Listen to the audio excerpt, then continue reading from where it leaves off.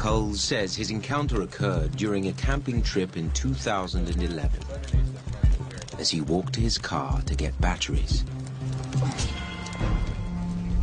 I get my batteries, and I decide to shine my flashlight to the road.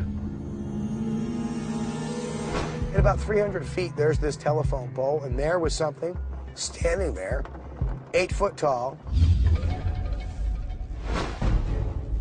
And I could see its reddish, glowing eyes looking back at me. And they're blinking.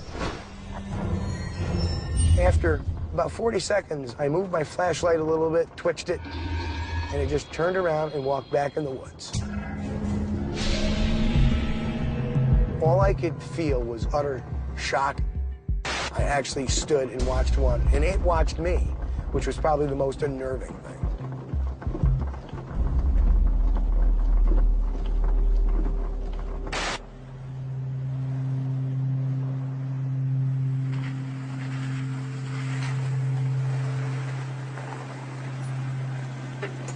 Coles now returns to the site of that encounter. Hey guys, you ready to do this? Ready to do it. With a search team. All right, what are we using tonight? All right, so what we got tonight is we're going to use employ a DVR system. Also, we brought a bionic ear. We have digital recorders that we're going to place. Gary Robusto will supervise the team's high-tech gear aimed at capturing evidence. What's the plan of attack tonight? So I know where to set the equipment up, or I know where to have a camera. Let's deploy the trail cams to our west, deploy the DVR to the east. Right. With the sighting I had, given the history of this place, I think that'll be the best place for the DVR.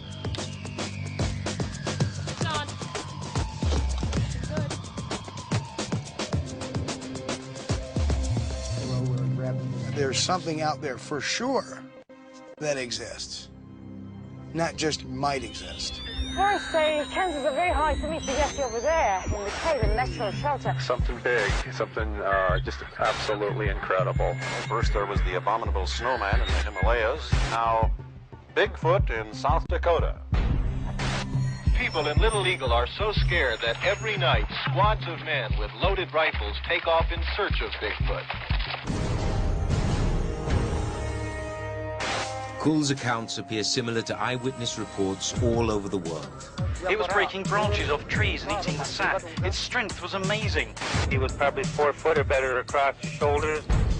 He was probably 7. Eyes were very bright yellow and they were luminescent. Поворачивайся, он стоит выше деревьев, что ли. Я такого видела. There's a hairy monster on the corner of the woods. I'd never been so scared in my life. Stories of Sasquatch or Bigfoot, the Himalayan Yeti, the Chinese Yeren, and others have long been told on nearly every continent. There's a great deal of consistency in Sasquatch reports, most of which appear to be adult males. The large, hair-covered, broad-shouldered, massive-chested animal with a short, thick neck, often described as no neck, long arms reaching below the knee, a face with a flattened nose, deep-set eyes, often brow ridges, sometimes a conical head. Pretty consistent. In North America and eastern reaches of Siberia and China, Southeast Asia, there are remarkable correlations and similarities between the descriptions of an upright, hair-covered creature. When you look at North America, the reports are concentrated in the Sierra Nevada and the coastal ranges, the Cascades, and on up into the Canadian Rockies, and down here into the New England states, upstate New York and western Pennsylvania.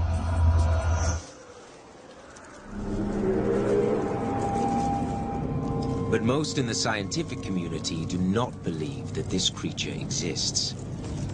To me, I see Bigfoot as a problem. There's thousands of people that claim to have seen it, and there's no physical evidence for it. So either the animal is elusive or it doesn't exist. We invent monsters in our image, and a monster version of us is probably going to be A big hairy animal. So right away, it's not a stretch for us to sort of reinvent him independently around the world. Well, I think it's pretty unlikely that an animal of that size could go undetected in North America for a long period of time.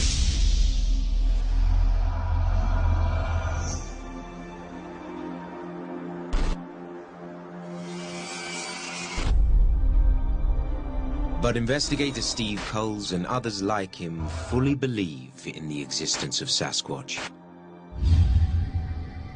That's going to be in the general vicinity of one of the sightings around here. Okay. So that'll work. Go all the way to the left. I'm just trying to see what I have for a view. Our strategy is very simple. Set up the technology, call in the Sasquatch, and let them come through our equipment. How about now? Roger that.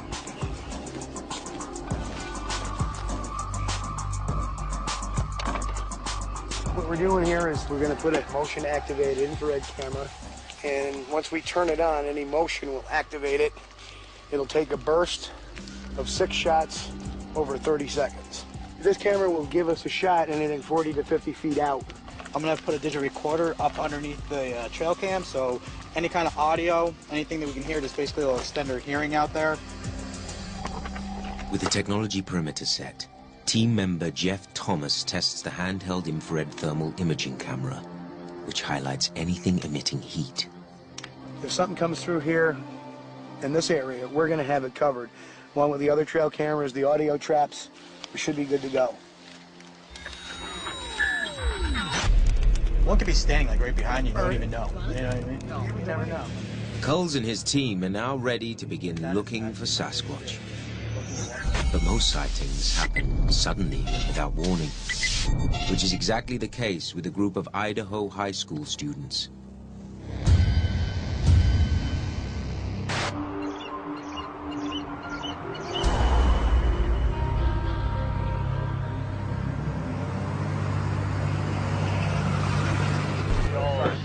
Look at each other. I noticed that it was walking fairly easily.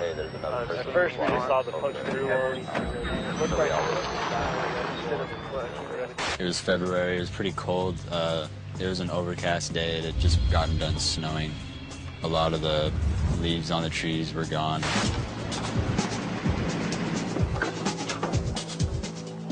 We were gathering data for our environmental science class. We had been up here 2 times before to test the amount of erosion that occurs within the canyon.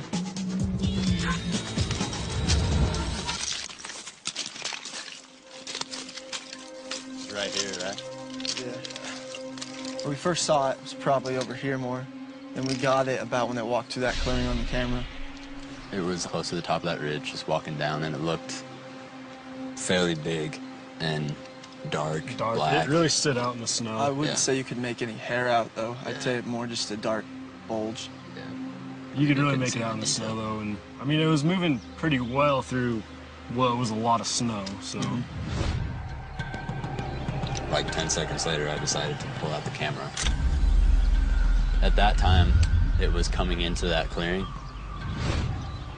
I zoomed in on it, and then it walked behind there, I think, and then just down over the top of that ridge.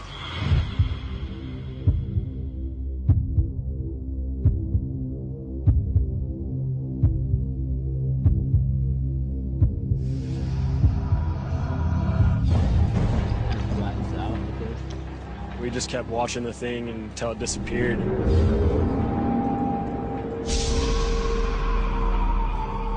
After that, one of us kind of joked, like, is that a Bigfoot? And then a couple of us kind of laughed, and then the more we kind of thought about it, you know, we don't really know what it was. It's obviously something that we don't know. It's obviously something mysterious, but I'm not going to come here and say it was a Sasquatch. I never really thought too much about Bigfoot before, but this definitely put it in my mind that there's definitely the possibility.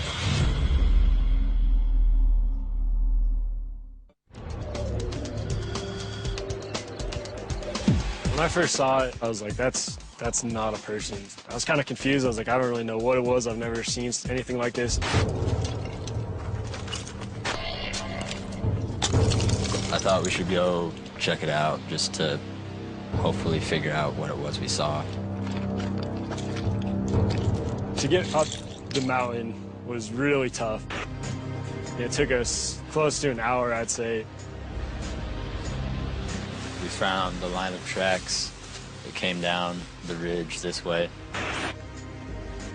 We saw a lot of snow punches showing that something had definitely walked there recently. There was one particular footprint that stuck out, and you could see some, it looked like toe marks defined in the footprint. I'm in outdoors a lot. I know what a moose track looks like. I know bear tracks. I can tell fresh tracks versus old tracks. I haven't really seen anything like that before. It was a little like, well, that's weird, you know. I don't really know what that is. Like, it was bigger than a human footprint, but it looked a lot like a human footprint. When I looked at the track and realized it wasn't anything I had seen before, I just thought, you know, this could very possibly be a Bigfoot.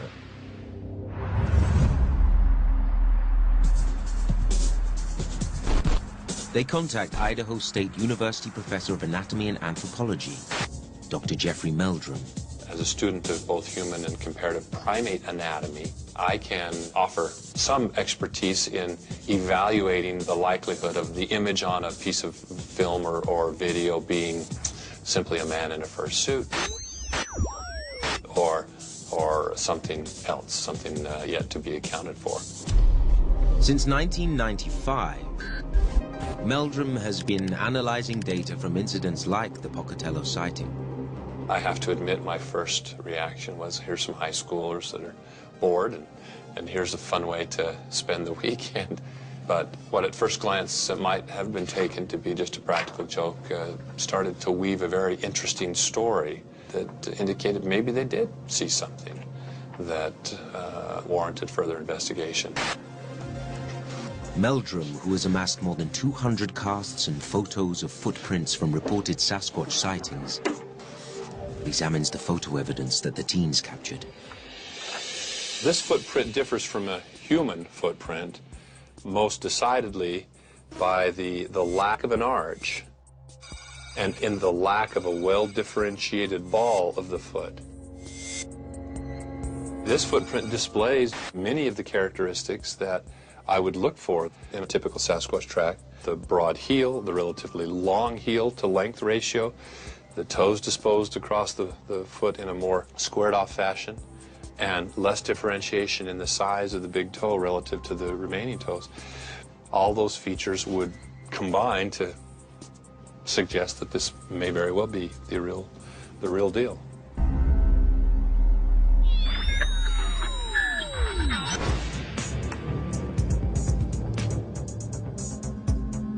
There are a number of problems with considering this as evidence of Bigfoot. Dr. Katie Gonda is a biological anthropologist with the University at Albany State University of New York. She has tracked primates for 2 decades.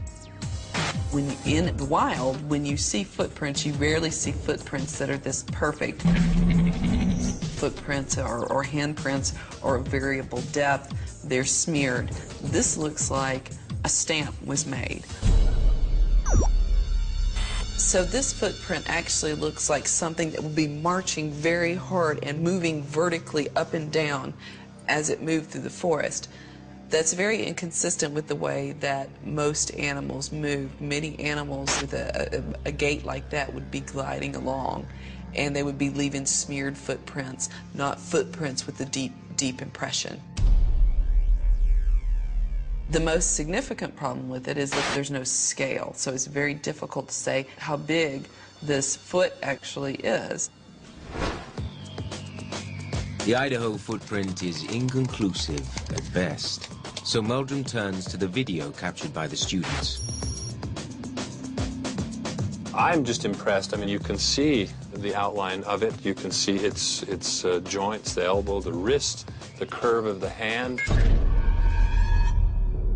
What strikes me is when you see that movement, it's this very fluid movement as it retreats into the forest. I get the impression of a massive body with large shoulders and very massive, powerful arm, a low set, forward set head on these massive shoulders. I never really thought too much about Bigfoot before, but this definitely put it in my mind.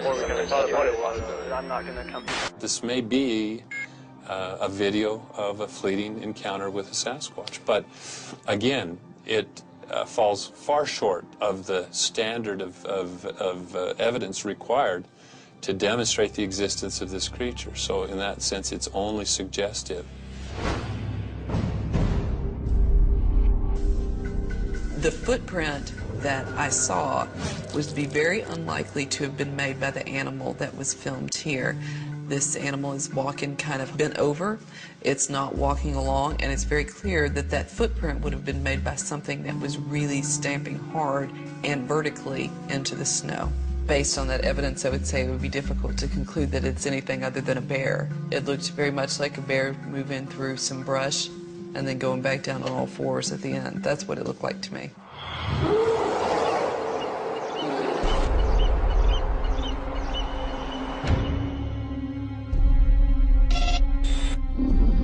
The mountains of Idaho near Pocatello are home to the North American black bear. We have lots of known or probable misidentifications. People saw something. What was it? Least likely was that it was a Bigfoot. Much more likely that they saw, say, a bear. Dr. Joe Nickel is a former private detective turned author, skeptic, and full-time paranormal investigator. We know that if you have Bigfoot on the mind and you see something in the woods, you may be apt to see Bigfoot when it was actually a bear or anything. There's not really any evidence to suggest that it's anything other than a bear, and a bear and Bigfoot are presumably roughly equivalent in height. North American black bears standing on their hind legs can reach nearly 2 meters tall and can weigh to 270 kilograms. The presence of bears in the forests also creates a pitfall in that enthusiastic investigators often jump to premature conclusions. A flash of fur in the woods is perceived as Bigfoot, when in fact it could very likely be a bear. Recent research shows that Sasquatch and Bigfoot sightings almost always occur in or near bear habitats. What these studies conclude is that many of the Bigfoot sightings might actually be black bear sightings. I've seen a ton of bears out in the wild. I've seen them walk upright. I've seen them walk on all fours. I'm not sure what it was, but I know it was not a bear.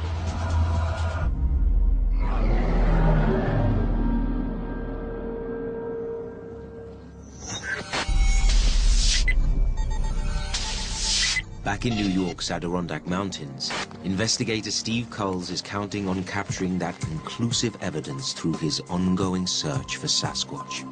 We have the technology perimeter, so the whole idea is to get it across the technology perimeter.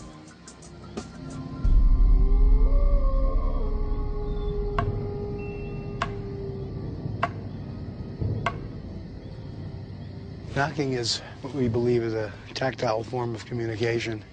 A lot of times in areas that have had Sasquatch sightings, a lot of people hear tree knocks, wood on wood, something like this.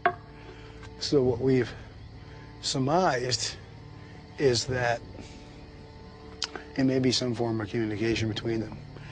Could be GPS, could be the one telling another one that I'm over here, but we're really not sure. But a lot of times, people have done tree knocking and have elicited a response in the middle of the forest, including here. And then another series of 5 knocks.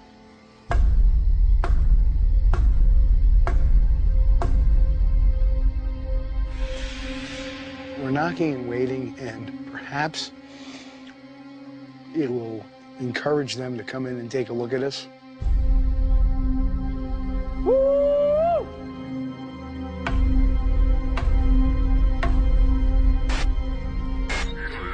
There's behaviors people report for Bigfoot that are behaviors that are really common in great apes, and calling is one of the behaviors, and the other one is tree knocking.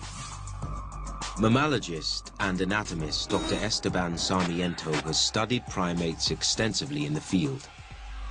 The animal doesn't want to confront you because it might take too much energy for him to beat you up, or he might get beaten up.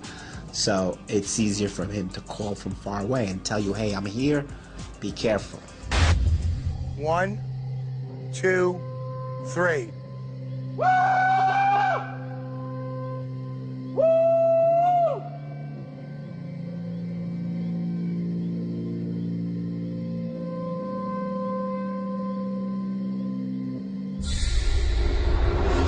Did you hear that? That way. Yeah. This way. No, it's behind us. It came from behind us. Why would it come behind? Where the cars are. I swear it went that way myself. Hey, stay put. Stay put. Sounds like it's walking this way. We're hearing something with the parabolic mic. Something that sounds like footfalls. So we got Jeff out there with the thermal imager, scouting around.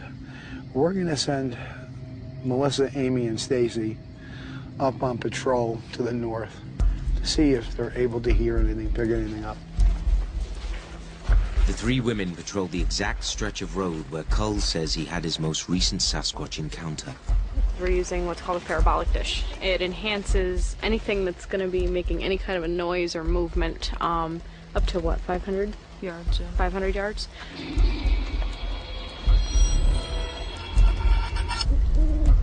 What I've got is like basically a monocle with the IR light inside it. And what I can do is I can check for eye shine or anything else in the infrared spectrum through here. So I've got the eyes, she's got the ears, we've got the laser thermometer to find any kind of heat signature in the forest as well. Amy to base camp. Go. Our team is heading out.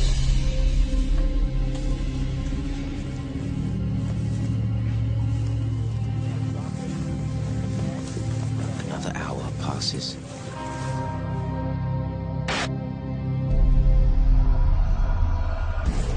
Oh! What? You got a heat signature, boys. The thermal imaging camera picks up something moving nearby. Did you record it? I did. Yes.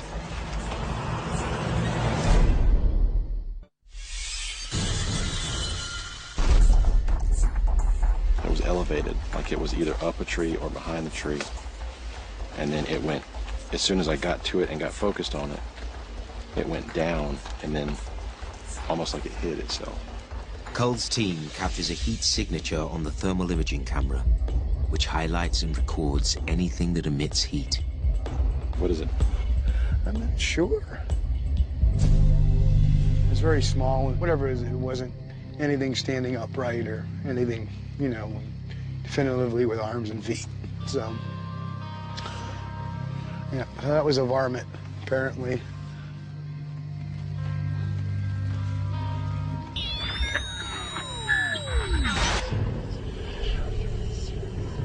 Most scientists worldwide believe people like Steve Culls are searching for a creature that does not exist. We know that some of the cases are hoaxes. They've been admitted to, they've been proven. We have a number, for example, of people like Ray Wallace who made fake Bigfoot feet. He arrived at work early one morning and he brought a pair of these wooden feet. He walked around the construction site like this in soft soil. And that is how the legend of Bigfoot began. Another famous hoax was a few years ago. There were those Georgia boys who put together some part of a Bigfoot costume and some rank meat and froze it in ice. This is a creature that it wasn't normal. The men say they dragged the 7-foot body out of the woods and called noted Bigfoot hunter Tom Biscardi. I'll tell you this, what I seen, what I touched, was not a mask that was sewn on a bear hide. That's a whole pig, guys. Is it? Son of a gun. That's disgusting. So the question is, can we human beings, without fail, always tell a real Sasquatch, a real Bigfoot, from a guy in a suit?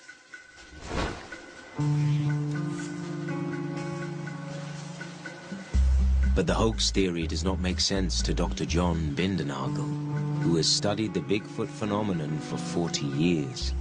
As far as the eyewitness accounts go, they go way back to the mid and late 1800s. People were seeing Sasquatches.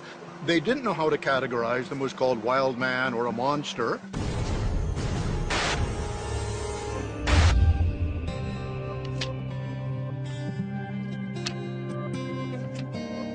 Bindernagel says the witness accounts from different parts of the world and from separate points in time lead him to believe these sightings are more than just a series of hoaxes.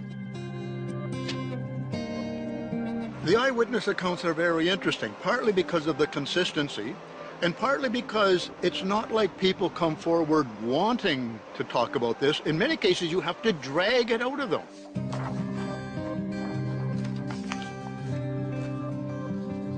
I think it's a reason for us to listen to them and try to make sense of what they're telling us.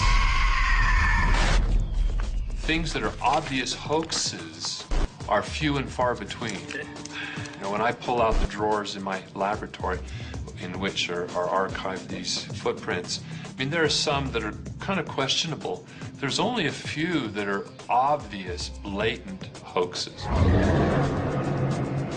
But one Canadian witness claims that it was no hoax. He tracked and actively hunted her as she ran for her life.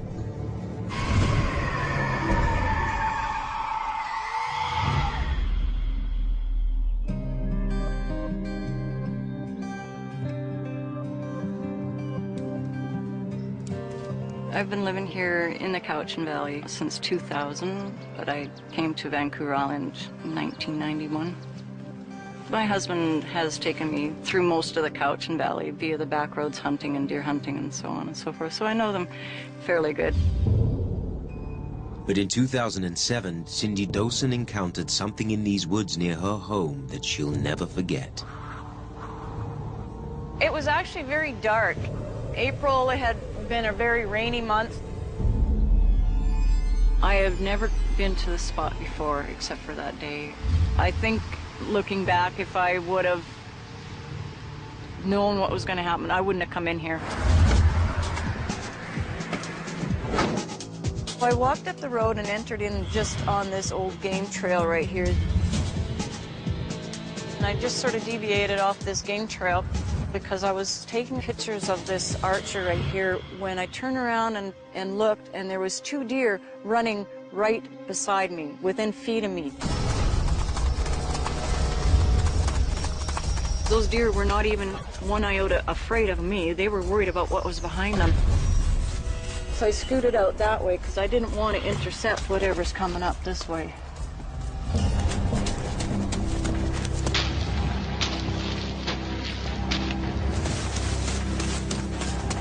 Some gravel had sprayed across the road and it caught my attention, and I looked up and all I could see was a very small half-known of a shadow that must have took off down the bank on that. And at that point, I took off running down the road. I could hear it running, breaking branches and limbs that started screaming at me. It was just something I could not understand at all. It really scared me. I ducked back in here and I'm standing here like, oh my God, what am I gonna do? So I ran across the road and ran down the road to my cars as fast as I could. It was breaking trees down there again, and so it was following me back to my vehicle.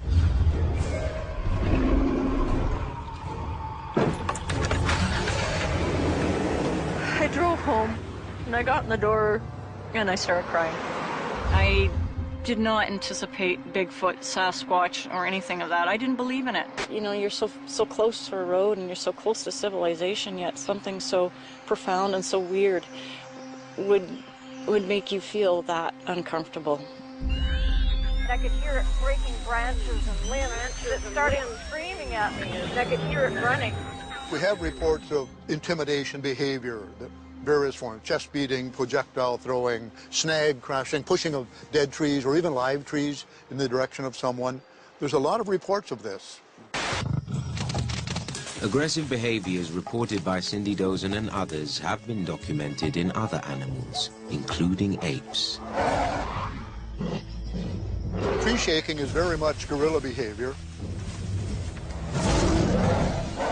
It's intimidation, release of tension, and the loud vocalizations are also very ape-like. Apes, like many mammals, have a home range where they feed and spend most of their time, and within that there may be a territory that's defended. Based on witness descriptions, Bindernagel suggests the theory that Sasquatch could be a primate, closely related to great apes. I think the ape model is a very useful model because, the long arms and the short, thick neck is very ape-like. A lot of the behavior is very ape-like, stone throwing, the very loud vocalizations, the very strong smell that occurs sometimes. Witness reports commonly describe the behavior and appearance of Sasquatch as ape-like. The largest of the great apes can stand about 1.8 meters and weigh up to 220 kilograms. And while there's no evidence of great apes ever living in North America, some believe that the ape theory is not that far-fetched. We really have a pretty good picture of it.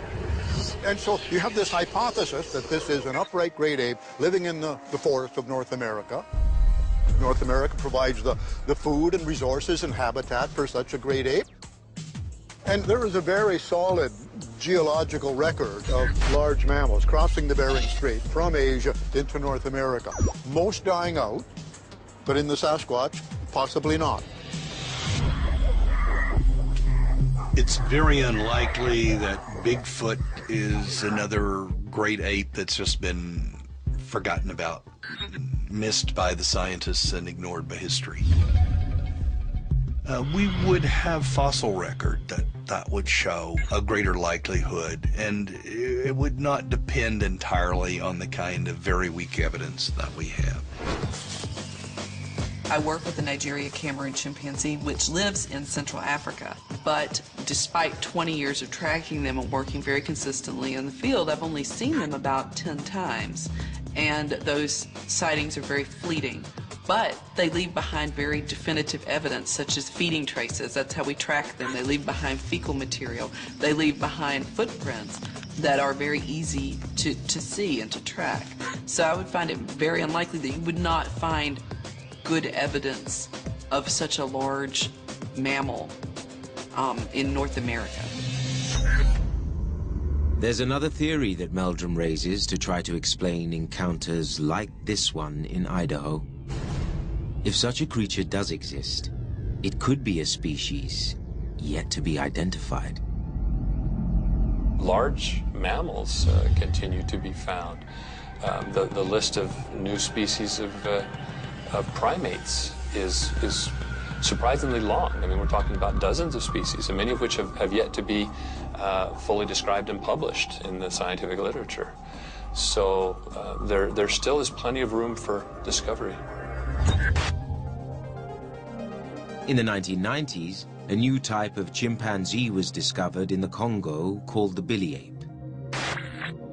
And early in the 20th century, a new subspecies of gorilla, the Cross River gorilla, was identified in Africa. If Bigfoot exists, there's probably a new genus that's very closely related to humans. But right now, we really don't have enough evidence to reach any conclusions as to what it is. There's an amazing amount of information which obviously falls short of conclusive.